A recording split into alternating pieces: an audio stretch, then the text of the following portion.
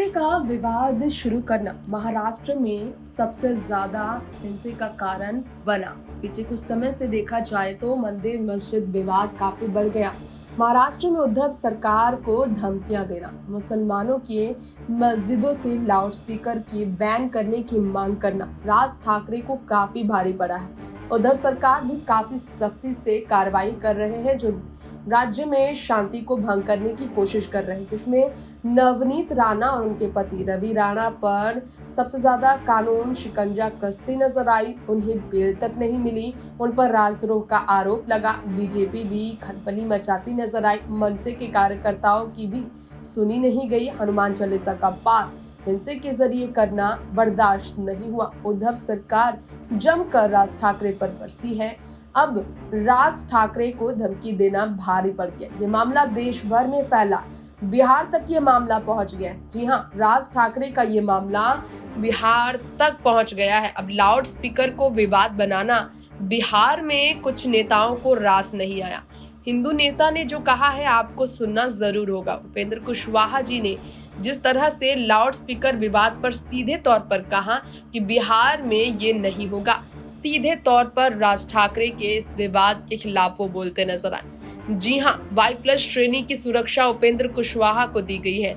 आपको बता दें कि नीतीश सरकार ने जारी किया है आदेश, क्योंकि आपको बता दें कि उनकी हैसियत तो बड़ी ही है। जेडीयू संसदीय बोर्ड के अध्यक्ष अब Y+ श्रेणी की सुरक्षा में घेरे रहेंगे।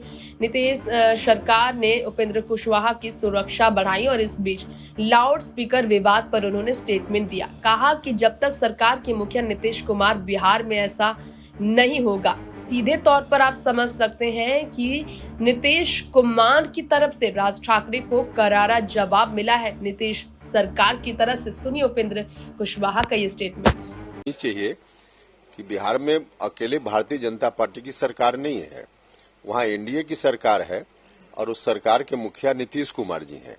जब तक सरकार के मुखिया नीतीश कुमार जी हैं, तब तक बिहार में कुछ भी ऐसा नहीं होगा जिसको लेकर कोई बहुत विवाद हो या जनता के बीच गलत मैसेज जाए। ऐसा कुछ भी नहीं हो सकता है। अमन चैन के साथ बिहार की जनता रह रही है, इसी तरह से बिहार वहाँ चलेगा। मतलब बिहार में योगी मॉडल नहीं, नीतीश मॉडल ही चलेगा? हाँ, निश्चित रूप से जो मॉडल यहाँ का है वहाँ के लोगों को मुबारक। बिहार में नीतीश कुमार जी इतना अच्छा काम कर रहे हैं हर तरह से, तो वहाँ कोई बाहर की बात उसकी नकल करके बिहार में कुछ चलाया जाए, ऐसा हो ही नहीं सकता। कॉमन सिविल कोड लागू करने के लिए बिहार में लगातार जो बीजेपी के नेता हैं वो कह रहे हैं, आज कानून मंत्री ने कहा कि संविधान में भी जिक्र है, तो इसलिए उसको लागू होना चाहिए। देखिए, संविधान में जिक्र है, लेकिन संविधान में इस बात का भी साथ साथ जिक्र है कि देश में कभी वैसी परिस्थिति बनेगी, जनता तैयार होगी, तब इस बात पर विचार सकारात्मक रूप से करना उचित होगा। आज हमको लगता है कि देश भर की कमोबेश वही स्थिति है कि देश की जनता अभी तैयार नहीं है, खास करके बिहार में तो बिल्कुल ही नहीं। कॉमन सिविल कोड की बात वहाँ किसी भी रूप में स्वीकार नहीं करना संभव नहीं। कल आरजेडी के प्रदेश अध्यक्ष जगदानंद सिंह ने